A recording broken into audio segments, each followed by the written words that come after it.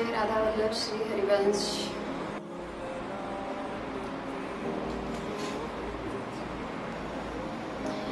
तो last live में light चलाते, लास्ट लाइव में मैंने ये जो बालकांड चल रहा है ना, इसका 25 चैप्टर तक पढ़ा था।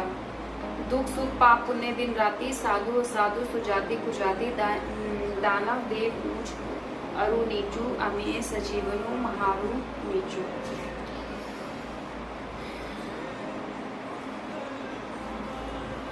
पहले मैं एक साइड के ना श्लोक पढ़ती हूँ, उसके बाद में उसका हिंदी व्याख्या पढ़ती हूँ, क्योंकि ना एक श्लोक एक हिंदी से फिर समझ में नहीं आता है।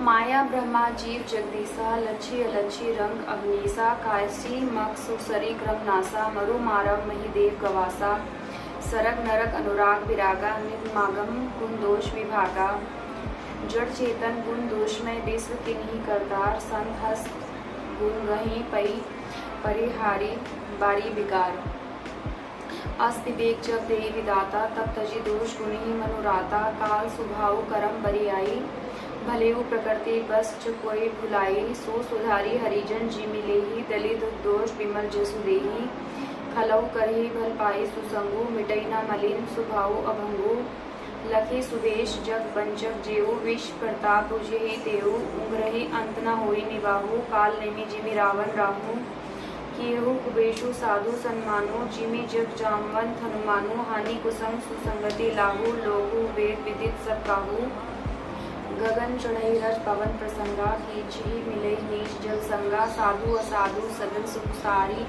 सुमिरहि राम देही गलिगारी, धूम कुसंगति कारी कोई, लखिए पुराण मंजू मसी सोई,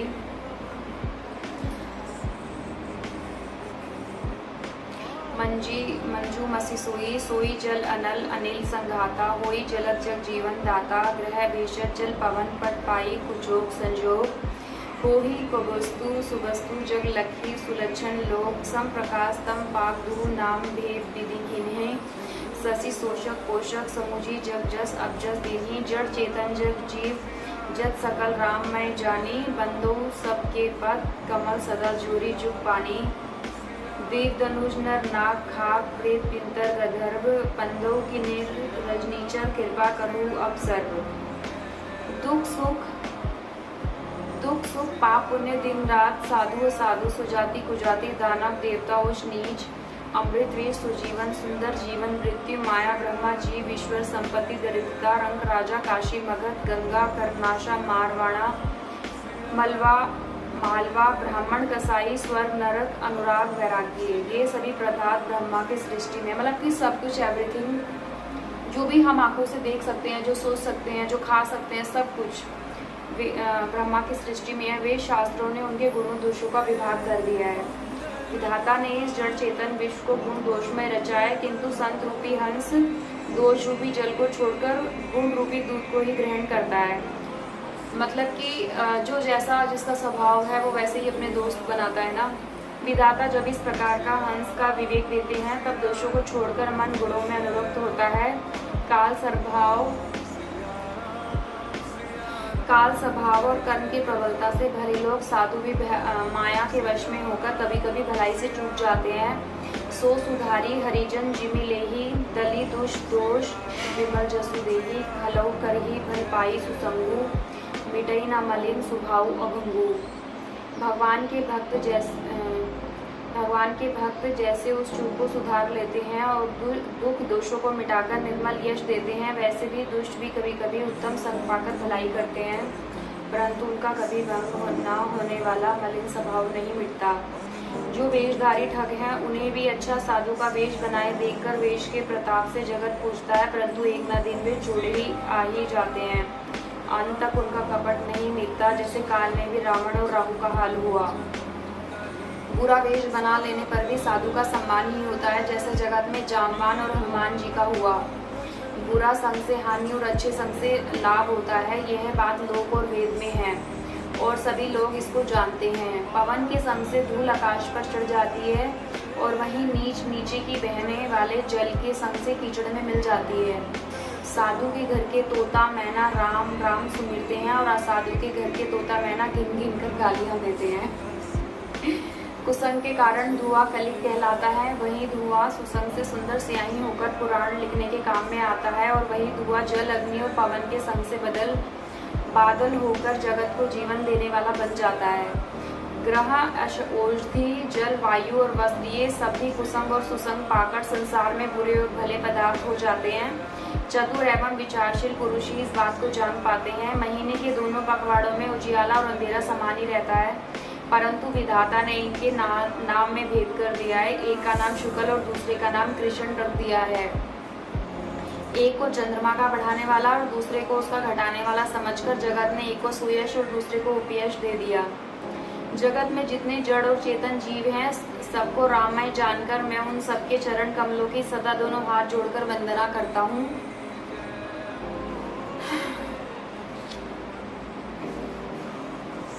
सज्जनगण इस कथा को अपने जी में श्री राम जी की भक्ति से भूषित जानकर सुंदर वाणी से सराहना करते हुए सुनेंगे। मैं ना तो कवि हूँ, ना वाक्य रचना में ही कुशल हूँ। मैं तो सब कलाओं तथा सब विद्याओं से रहित हूँ। हरे कृष्णा फ्रेंड, तो जब मैं इसको एडिट कर रही थी ना, तब मुझे पता लगा कि 2 पेज ना एक साथ पलटे गए। तो 28 पेज ये है बालकांड का। आकर 4,84,000 जाति जीव जल थल नववासी, सिए राममय सब जग जानी, करो प्रणाम जोरी जुग पानी। जाने कृपा कर किंकर मोहू, सब मिली करू छाड़ी छल छोहू, निज बुद्धि बल भोरस मोहि नोही।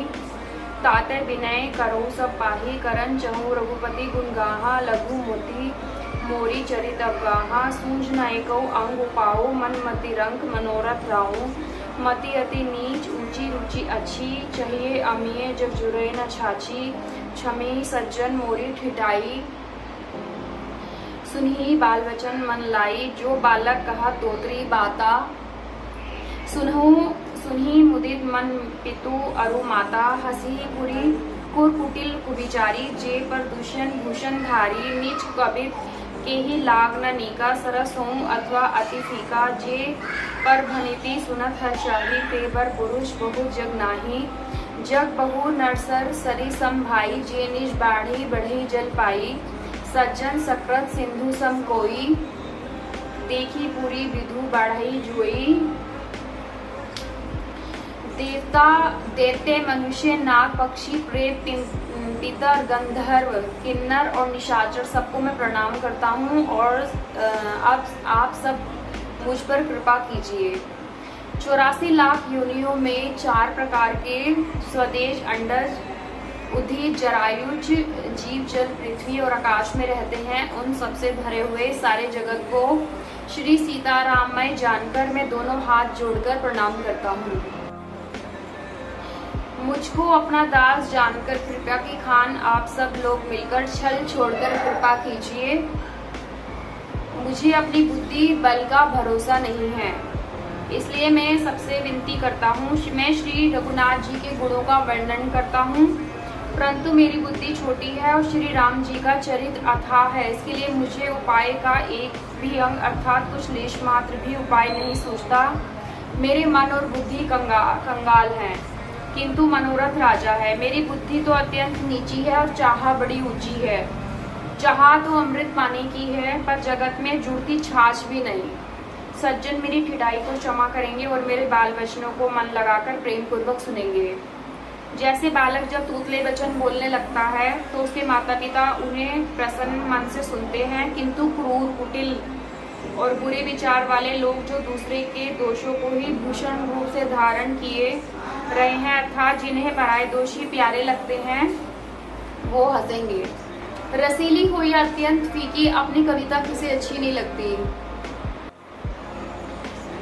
रसीली हो या अत्यंत फीकी, अपनी कविता किसे अच्छी नहीं लगती, किंतु जो दूसरे की रचना को सुनकर हर्षित होते हैं, ऐसे उत्तम पुरुष जगत में बहुत नहीं है। हे भाई, जगत में तालाबों और नदियों के समान मनुष्य ही अधिक है, जो जल पाकर अपनी ही बाढ़ से बढ़ते हैं अर्थात अपनी ही उन्नति से प्रसन्न होते हैं। समुद्र सा तो कोई एक ही बिरला सज्जन होता है, जो चंद्रमा को पूर्ण देकर दूसरों का उत्कर्ष देखकर उमड़ पड़ता है। दोहा, भाग छोट अभिलाषु बढ़ करो एक विश्वास, पेई सुख सुनी सुजन सब खल करी है उपहास। मेरा भाग्य छोटा है और इच्छा बहुत बड़ी है, परंतु मुझे एक विश्वास है कि इसे सुनकर सज्जन सभी सुख पावेंगे और दुष्ट हंसी उड़ाएंगे।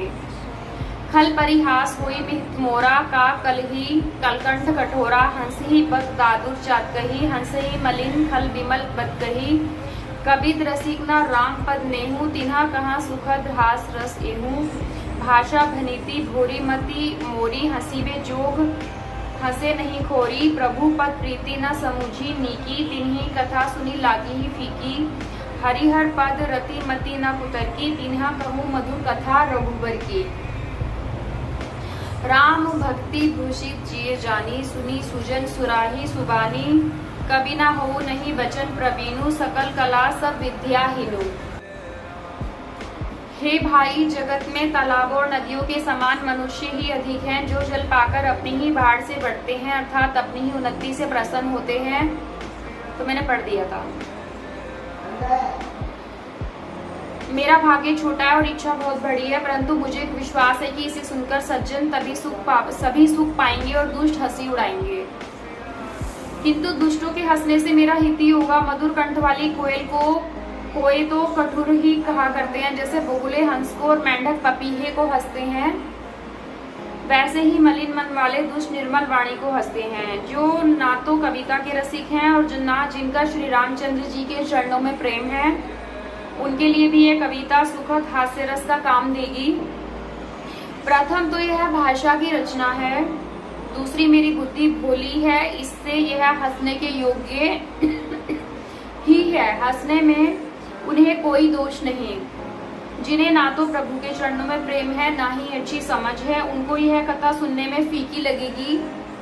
जिनकी श्री हरि भगवान विष्णु और श्री हर भगवान शिव के चरणों में प्रीति है और जिनकी बुद्धि कुतर करने वाली नहीं है, जो श्री हरि में हर में भेद की या ऊंच नीच की कल्पना नहीं करते, उन्हें श्री रघुनाथ जी की यह कथा मीठी लगेगी। आखर अरथ अलंकृत नाना, छत प्रबंध अनेक विधाना, भाव भेद रस भेद अपारा, कवित दोष गुण विविध प्रकारा, कवित विवेक एक नहीं मोरे, सत्य कहूँ लिखी कागज कोरे, भानीति मोरी सब गुण रहित, विश्व विदित गुणेक, सो विचारी सुनहि सुनती जिन्हा के विमल विवेक, यही महम रघुपति नाम उदारा, अति पावन पुराण श्रुति सारा, मंगल भवन अमंगल हारी, उमा सहित जेहि जपत पुरारी, भानीति विचित्र सुकवि करत जो, राम नाम बिनु सोहु न सोहु, विदु बदनी सब भांति सवारी, सोहु न बसन बिना बर नारी, सब गुण रहित कुकवि करत बानी, राम नाम जस अंकित जानी, सादर कहीं सुनहि बुद्ध ताही, मधुकर सरिस संत गुण राही, यद्यपि कवि एक रस एकयु नाही, राम प्रताप प्रगट एहि माही, सोई भरोस मोरे मन आवा, केहि न सुसंग बड़प्पनु पावा, धूमऊ तजई सहज करुआई, अगरु प्रसंग सुगंध बसाई, भानीति भदेश वस्तु भली वर्णी, राम कथा जग मंगल करनी। नाना प्रकार के अक्षर अर्थ और अलंकार, अनेक प्रकार की छंद रचना, भावों और रसों के अपार भेद और कविता के भांति भांति के गुण दोष होते हैं। इनमें से काव्य संबंधी एक भी बात का ज्ञान मुझ में नहीं है। यह मैं कोरे कागज पर लिखकर शपथ पूर्वक सत्य सत्य कहता हूँ। मेरी रचना सब गुणों से रहित है।